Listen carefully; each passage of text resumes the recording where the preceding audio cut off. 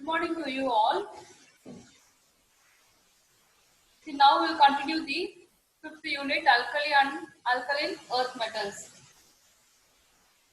See, in previous video, we discussed about the important compounds of alkali metals. Under that, first we discussed what is meant by this sodium carbonate and how it is prepared, their properties and then uses. That we discussed on last video session.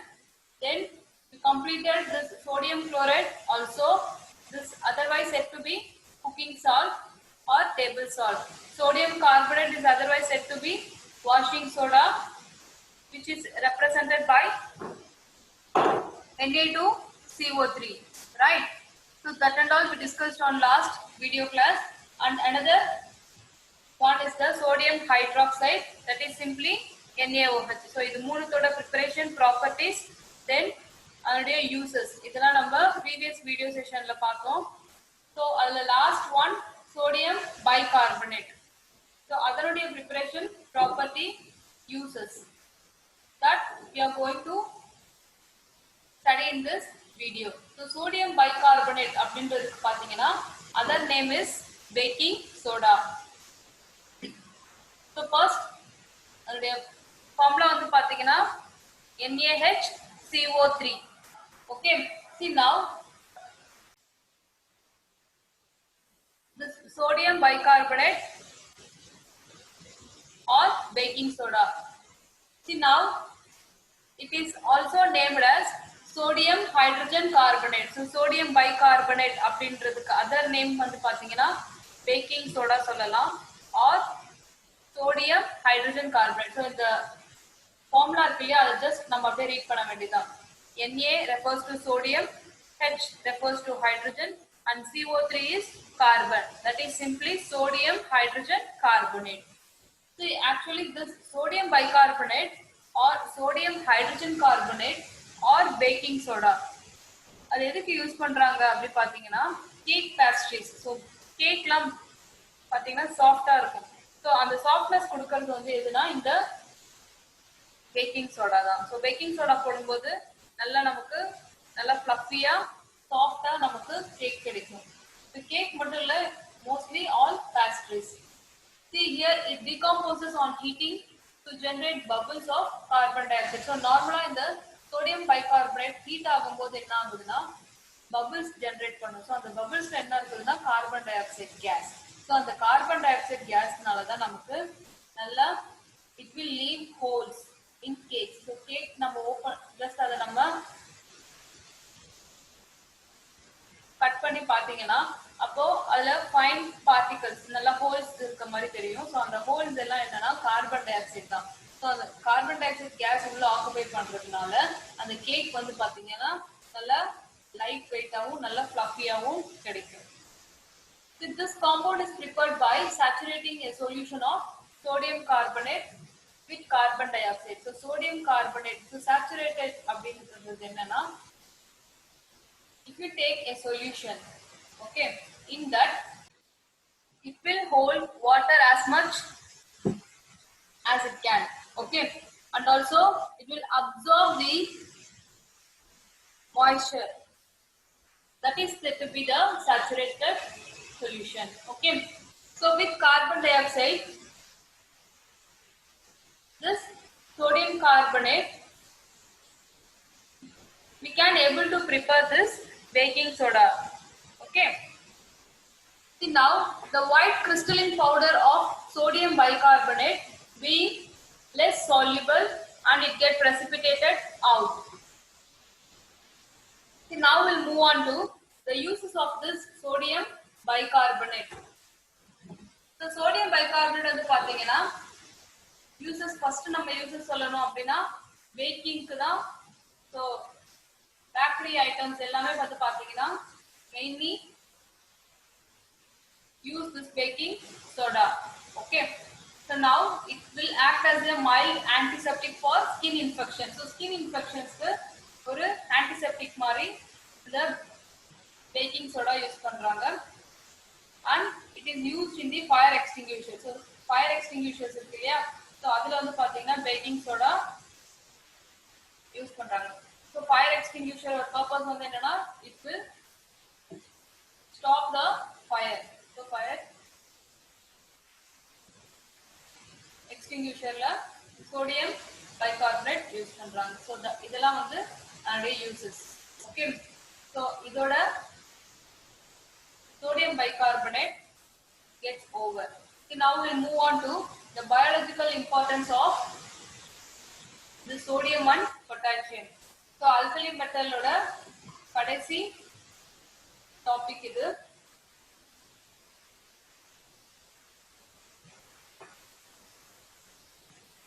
பயாலஜிக்கலா sodium and potassium எந்த அளவுக்கு நமக்கு important அதை வந்து நம்ம இந்த டாபிக்ல பார்க்கலாம். So நமக்கு ஆல்ரெடி தெரியும் சோடியம் அண்ட் பொட்டாசியம்க்கு அதனுடைய வேலன்சி +1 இல்லையா? So why it have +1? Because this alkali metal is considered to be the group 1 element, and the group 1 element will have one valence electron in its outermost shell. So this alkali metal, and here the sodium and potassium will have the valency of 1, that is simply said to be monovalent. See now this sodium and potassium ion are found in large in biological fluids. See, these ions perform important biological functions such as maintenance of ion balance and nerve impulse conduction. So sodium and potassium அப்படி பாத்தீங்கன்னா so biologically அது ரொம்ப இம்பார்ட்டண்டா இருக்கு. So என்னென்ன purpose அப்படி பாத்தீங்கன்னா ion balance. So நமக்கு tiredness வராம இருக்கிறதுக்கு நம்ம உடம்புல அயான்ஸ் எல்லாம் ப்ராப்பரா இருக்கணும். ஸோ நம்ம ஆர்டினரி வாட்டர் எடுத்தோம்னா அந்த வாட்டர்ல அயான்ஸ் இருக்கு. ஸோ சில டைம் வந்து இன்னும் அதை வந்து ஸ்பீடப் பண்றதுக்கு நம்ம என்ன பண்ணுவோம், எக்ஸ்ட்ரா அதில் சால்ட்டு, சுகரு, லெமன் அதெல்லாம் போட்டு சாப்பிடும்போது நமக்கு என்ன ஆகும், நல்லா நம்ம ரெஃப்ரெஷிங்காக ஃபீல் பண்ணுவோம். ஸோ நம்ம பாடிக்கு அயான்ஸ் எல்லாம் கரெக்டாக போச்சுன்னா நம்ம ஹெல்த்தியாக ஃபீல் பண்ணுவோம். அண்ட் நமக்கு இந்த டயர்ட்னஸ், ஃபத்திக் அதெல்லாம் ஃபீல் ஆகாது. So this ion will perform the important biological functions such as maintenance of ion balance and nerve impulse conduction. So next, sodium ions are found on the outside of the cell, being located in blood plasma and in the interstitial fluid which surrounds the cell. See, this sodium and potassium is very important, and also இப்போ இந்த sodium ions அப்படின்றது எங்க இருக்கும் பாத்தீங்கன்னா செல்லோட outside, so வெளிப்புறமா இருக்குது. That is said to be outside of cell and it is located in the blood plasma. So நம்ம பிளட் எடுத்தோம்னா அந்த பிளட் பிளாஸ்மால அந்த செல்லோட அவுட்டர் லேயர்ல இந்த சோடியம் அயான்ஸ் பிரசன்ட் ஆயிருக்கும். And also in interstitial fluid. So interstitial fluid அப்படின்றது என்னன்னா it is nothing but it is a fluid. That is simply the mixture of water, ions and small solutes. So அதெல்லாம் வந்து என்ன பாத்தீங்கன்னா blood plasma சுத்தி இருக்கும் இந்த fluid. So அதுதான் வந்து என்னன்னா interstitial fluid. So the interstitial fluid அப்படின்றது blood vessels and also the cells. So அதுல நிறைய நியூட்ரிஷன்ஸ் இருக்கும். So அந்த fluid வந்து நம்ம பாடிக்கு ரொம்ப இம்பார்ட்டன்ட். ஸோ அது வந்து பாத்தீங்கன்னா இந்த blood plasmaல அதோட அவுட்டர் லேயர்ல ஜஸ்ட் ஒரு தின் லேயர் மாதிரி இருக்கும். அந்த fluid வந்து பாத்தீங்கன்னா thin layer that will surrounds the body cells. Okay, so அந்த மாதிரி ஒரு blood செல்ஸ்லையுமே வந்து இந்த பிளாஸ்மா செல்ஸ் பாத்தீங்கன்னா இந்த fluid சரௌண்ட் ஆயிருக்கும். now இப்போ இந்த பிக்சர் வந்து பாத்தீங்கன்னா உங்களுக்கு ஈஸியா புரியும். ஸோ எப்படி நம்ம உடம்புல இந்த ஸோ எஸ்பெஷலி மோஸ்டா எல்லா லிவிங் ஆர்கானிசம்க்கும் நம்ம இந்த sodium and potassium ions very important. So இப்போ ஃபர்ஸ்ட் வந்து பாத்தீங்கன்னா ATP to transport sodium and potassium ions across the cell membrane. அதுதான் இந்த பிக்சர்ல கொடுக்கலாம். ஸோ அது வந்து பாத்தீங்கன்னா ஒரு சைக்கிளிக் ஃபார்ம்ல இருக்கு. ஸோ ஃபர்ஸ்ட் இது வந்து செல்லோட புறம். ஸோ வெளிப்புறத்துல பாத்தீங்கன்னா செப்பரேட்டா நம்ம இந்த பிக்சர்ல பார்க்கலாம். ஸோ சோடியம் அயான்ஸ் வந்து டிரான்ஸ்போர்ட் ஆகுது. ஸோ அண்ட் அகைன் பொட்டாசியம் இன்னொரு டிரான்ஸ்போர்ட் ஆகுது இல்லையா? So this ATP is nothing but that is said to be adenosine triphosphate. So adenosine triphosphate அப்படின்றது பாத்தீங்கன்னா அதுவும் வந்து ஒரு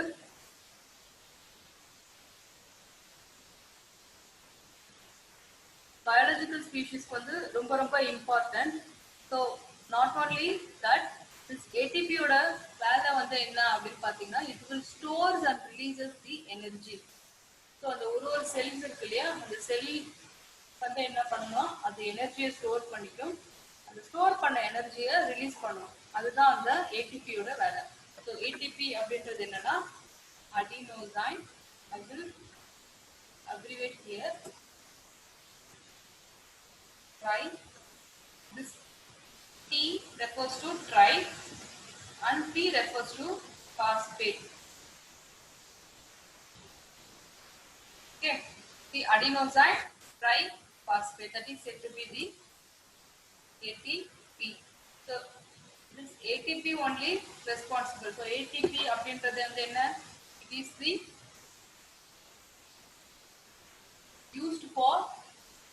used to store and release the energy. Okay, so எல்லா cellular processக்குமே வந்து this ATP is very important in biology.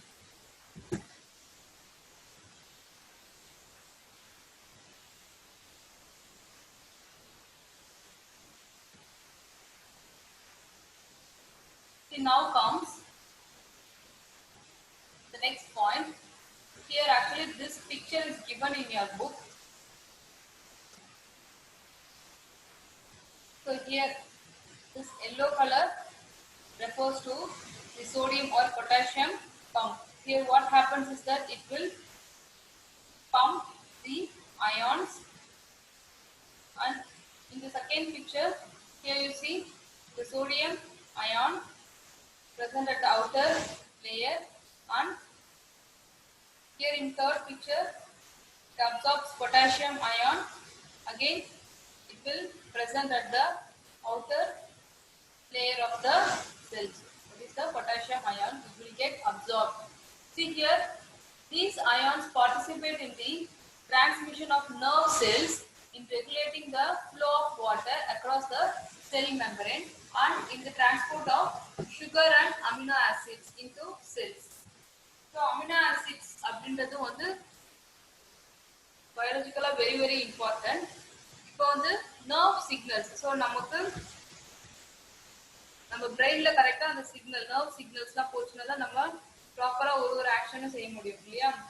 So நம்ம ஒரு ஆர்டினரியா ஒரு கிளாஸ் கையில ஹோல்ட் பண்றோம், ஒரு வாட்டர் கிளாஸ் நம்ம ஹோல்ட் பண்றோம் அப்படின்னா நம்ம பிரெயின்ல அந்த நர்வ் சிக்னல் கரெக்டா போகணும். அப்பதான் நம்மளால கரெக்டா அந்த கிளாஸை குடிக்க முடியும் இல்லையா?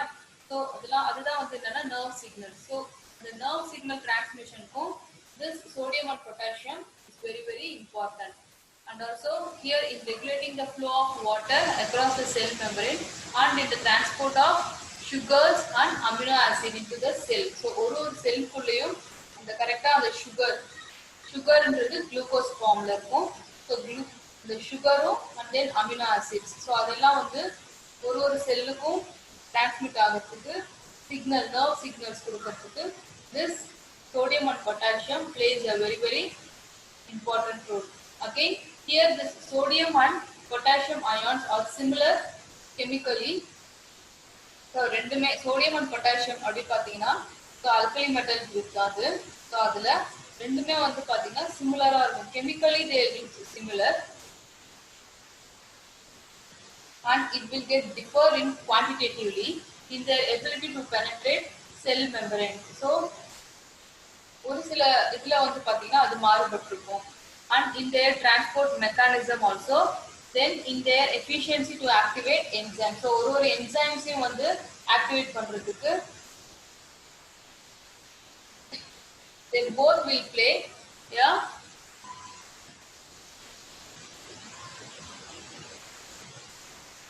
different way. Okay.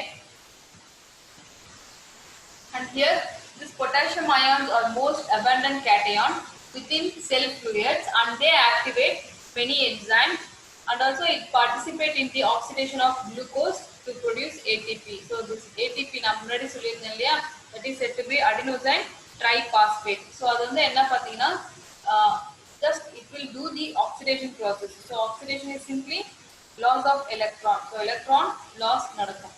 அப்போ வந்து பார்த்தீங்கன்னா the potassium ions it will have, that is the abundant cation within the cell fluid, and also they will activate the enzyme. So அந்த தூண்டுதல் ஒரு enzyme வந்து தூண்டுதல் கரெக்டா வந்து இந்த ions இருந்தா தான் அங்க நடக்கும்.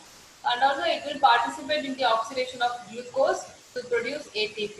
So அந்த ATP ன்றது energy release பண்றதுக்கும் அதை ஸ்டோர் பண்றதுக்கும் this ATP will be used. The purpose of the so the oxidation process for this ATP will be this potassium ion is very very important. And now this sodium is responsible for the transmission of nerve signals. So sodium potassium அப்படி ரெண்டுத்துல வந்து பாத்தீங்கன்னா sodium எதுக்கு use ஆகுது பாத்தீங்கன்னா nerve signal கொடுக்கிறதுக்கு. So அந்த signals கரெக்டா சென்ட் பண்றதுக்கு sodium ion யூஸ் ஆகுது. potassium ion வந்து எதுக்கு யூஸ் ஆகுது அப்படின்றது பாத்தீங்கன்னா so activationக்காக, so enzyme activate பண்றதுக்கு. So enzyme activation கரெக்டா இருந்தாதான் oxidation of glucose to produce ATP. So glucose கரெக்டா எடுத்து போயிட்டு சேர்க்க முடியும். ஓகே, so நமக்கு எனர்ஜி கொடுக்கறதே வந்து எதுக்குன்னா குளுக்கோஸ் தான் இல்லையா. so glucose நமக்கு எனர்ஜியா கன்வெர்ட் ஆனாதான் நம்மளால ஆக்டிவா இருக்க முடியும். so glucose லெவல் குறைஞ்சிச்சுன்னா நமக்கு என்ன ஆயிடும், we feel fatigue. so அதுல அயான்ஸும் வந்து very very important. so sodium ஓட வேலை வந்து சிக்னல் கொடுக்கிறது, that is nerve signals கொடுக்கிறது. and potassium ion வந்து பாத்தீங்கன்னா activation of many enzymes. then this sodium and potassium plays an important role in transmitting the nerve signals. so லாஸ்டா வந்து பாத்தீங்கன்னா ஓவராலா பாத்தீங்கன்னா இதோட important role என்னன்னா transmitting the nerve signals. so nerve signals கரெக்டா கொடுக்கும். so இந்த அயான்ஸ்லாம் ப்ராப்பரா இருந்ததுன்னா நமக்கு அந்த signal transmission கரெக்டா இருக்கும். okay, so this question is very very important one. so by this the alkali metal topic gets over. so next video we'll see about alkaline earth metal. so alkaline earth metal too இதே மாதிரி தான் வரும். இதே characteristic, physical property, chemical property, அதே மாதிரி compounds, general characteristics, uses. so almost group 1 group 2 similar தான் இருக்கும். so just practice பண்ணுங்க. so லாஸ்டா வந்து நம்ம என்னென்னலாம் பார்த்தோம் alkali metal அப்படின்றது just ஒரு recap மாதிரி பார்க்கலாம். it is simply the recapitulation of alkali metal. so நம்ம first என்ன பார்த்தோம் அப்படின்னு பார்த்தீங்கன்னா s block elements. okay, இந்த lesson start பண்ணதும் first நம்ம என்ன பார்த்தோம், s block elementsனா என்னன்னு பார்த்தோம். so s block elementsன்றது என்னன்னா group 1 group 2 elements, that is said to be the s block elements. so group 1 elements என்னென்ன அப்படின்னு பார்த்தீங்கன்னா lithium, sodium, potassium, rubidium, cesium, francium. அது group 1 element. group 2 elements வந்து என்னன்னா beryllium, magnesium, calcium, strontium, barium, radium. இது எப்பவுமே மறக்க கூடாது.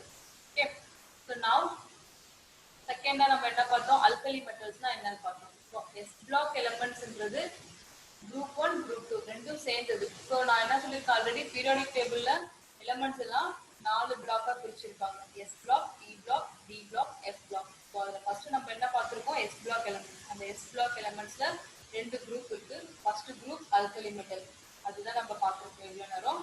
alkaline earth metal வந்து group 2. அந்த எலிமெண்ட் வந்து நம்ம இதுக்கு அப்புறம் வர வீடியோஸ்ல பார்க்கலாம். so alkali metals-ல வந்து இதுல என்னென்னலாம் பார்த்தோம் அப்படின்னா, so ஃபர்ஸ்ட் அந்த கேரக்டரிஸ்டிக்ஸ், so general characteristics தான் பார்த்தோம். so characteristics வரப்ப என்னென்ன characteristics பார்த்தோம் அப்படின்னா, ஃபர்ஸ்ட் எடுத்தது நம்ம பார்த்தது electronic configuration. so electronic configuration alkali metals-க்கு எப்படி எழுதுறது. so first atomic number தெரிஞ்சதுன்னா அந்த atomic number யூஸ் பண்ணி it will have 4 orbitals. SPDF இல்லையா? So first S1, so S1 S1 1 S2 1 S3 S ஆர்பிட்டாலுக்கு 2 electron இருக்கும். p orbital will have 6 electron, d orbital will have 10 electron and f orbital will have 14 electrons. Okay, so on the basis நம்ம first electronic configuration எழுதணும். So இந்த electronic configuration பார்த்தீங்கன்னா noble gas இந்த periodic table noble gas group அப்படின்றது last குரூப்ல இருக்கிறது 17th group அப்படி சொல்லுவோம். அது என்னென்ன பார்த்தீங்கன்னா helium, neon, argon, krypton, xenon. Okay, so அது வந்து அந்த Nobel case group helium, neon, krypton, xenon, radon. So that is the 18th group element. So அந்த 18th group element, so 17th group வந்து பாத்தீங்கன்னா halogen group. So இப்போ அந்த 18th group elements இருக்கு இல்லையா, it will have a noble gas configuration. So அந்த noble gas use பண்ணி நம்ம எலக்ட்ரானிக் கான்ஃபிகரேஷன் எழுதலாம். எப்படி அப்படி பாத்தீங்கன்னா இப்போ ஹீலியம் அப்படி எடுத்துக்கிட்டா அதனுடைய அட்டாமிக் நம்பர் 2. இப்போ லித்தியமோட அட்டாமிக் நம்பர் 3. அப்போ அந்த 1s2 2s1 அப்படின்னு நம்ம எழுதுவோம். அது ஷார்ட்டா எப்படி எழுதலாம் அப்படின்னா ஹீலியம் அயான், ஹீலியம் எலிமெண்ட் இருக்கு இல்லையா, அதை வந்து ஸ்கொயர் பிராக்கெட்ல போட்டுட்டு பக்கத்துல வந்து 2s1 அப்படின்னு போட்டீங்கன்னா that will be the another way of writing the electronic configuration. So நம்ம அதை ஷார்ட்டா எழுதுறதுக்கு இந்த ஃபார்ம் யூஸ் பண்ணலாம். So it will coincide with the noble gas configuration. So electronic configuration பார்த்தோம் and some of the elements also, that is this alkali metal group 1 elements ஓட electronic configuration எப்படி பண்ணணும் அப்படின்றது நான் உங்களுக்கு பிக்சரோட போட்டிருந்தேன். So next என்ன பார்த்தோம், oxidation state. So this alkali metal will have +1 oxidation state, that is monovalent. Then we discussed about the atomic and ionic radii of the alkali metal. Then comes ionization enthalpy or ionization energy, that is the minimum amount of energy that is required to bound the electron, that is the ionization enthalpy. Then we discussed about hydration enthalpy. So hydration enthalpy is simply the elements get hydrated. Okay, and now comes electronegativity. So electronegativity அப்படின்றது என்னன்னா it will have the tendency to attract the shared pair of electrons towards itself. So that is said to be electronegativity. Then we discussed about flame color and spectra also. So flame color அப்படின்றது பாத்தீங்கன்னா flame test அப்படின்றது எப்படி பண்ணணும், so நம்ம substance எடுத்துக்கணும், அதோட வந்து என்ன பண்ணணும், கான்சென்ட்ரேட்டட் HCl போட்டு ஜஸ்ட் ஒரு பேஸ்ட் மாதிரி ஆக்கிட்டு அதை வந்து ஒரு கிளாஸ் டாட்ல எடுத்து நம்ம டைரக்டா ஃப்ளேம்ல காட்டும் போது என்ன ஆகும்னா it will impart some coloured flame. So அதுல ஒரு எலமெண்ட்டும் ஒரு டிஃபரெண்ட் கலர்ஸ் கொடுக்கும். ஸோ என்னென்ன கலர்ஸ் பார்த்தீங்கன்னா கிரிம்சன் ரெட் கொடுக்கும், then lilac colour, violet colour, so அந்த மாதிரி டிஃபரெண்ட் ஃப்ளேம் கலர் கிடைக்கும். ஸோ அந்த ஃப்ளேம் கலர் வச்சு நம்ம இது என்ன எலமெண்ட் அப்படின்றத ஜஸ்ட் ஒரு ஐடென்டிஃபை பண்ண முடியும். So next we discussed about the diagonal relationship. So group 1ஓட diagonal relation. So diagonal relationship அப்படின்றது என்னன்னா கிராஸ்ல வரும். ஸோ இப்போ அல்கலி மெட்டலும் அல்கலைன் எர்த் மெட்டல், ஸோ இதுக்கும் அதுக்கும் உள்ள டயகனல் ரிலேஷன்ஷிப் பார்த்தோம். ஸோ அதில் நம்ம வித் யூனிட்டோட பார்த்தோம் இல்லையா, ஸோ அதனுடைய ரேடியோட ரேஞ்ச் என்ன அப்படின்றத நம்ம பார்த்தோம். So next we discussed about the physical properties. So physical properties of this alkali metal, then the distinctive behavior. So first lithium, the group 1ல இருக்கக்கூடிய எலிமெண்ட்ல லித்தியம் அது எப்படி வந்து டிஸ்டிங்டிவா இருக்கு, மற்ற எலிமெண்ட்டோட வந்து பாத்தீங்கன்னா லித்தியம் வந்து ஒரு யூனிக்கா இருக்கும். ஸோ அந்த எலிமெண்ட் அதர் எலிமெண்ட்டோட எப்படி இருக்கு அப்படின்றத நம்ம ஒரு டேப்லெட் காலம் ஃபார்ம்ல பார்த்தோம். ஸோ நெக்ஸ்ட் similarities பார்த்தோம். ஸோ similarities வந்து பார்த்தீங்கன்னா